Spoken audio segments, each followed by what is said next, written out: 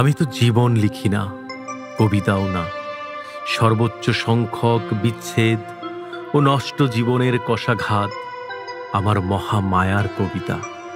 ঠিক যেমন আমি চাইনি অস্তিত্ব, অনাকাঙ্ক্ষিত জন্মজীবন, যেমনটা ঠিক স্বাদে নয়, প্রেমে নয়, ভালোবাসায় নয়, আশ্লেষে নয়, কিংবা রেখাচিত্রে নয়।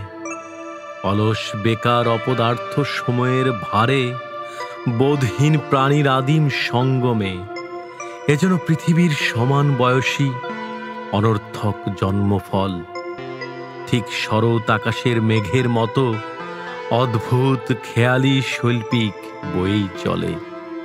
তবুও তো কিছু থাকে, কিছু কিছু অকৃত্রিম ভালোবাসায় ডাকে।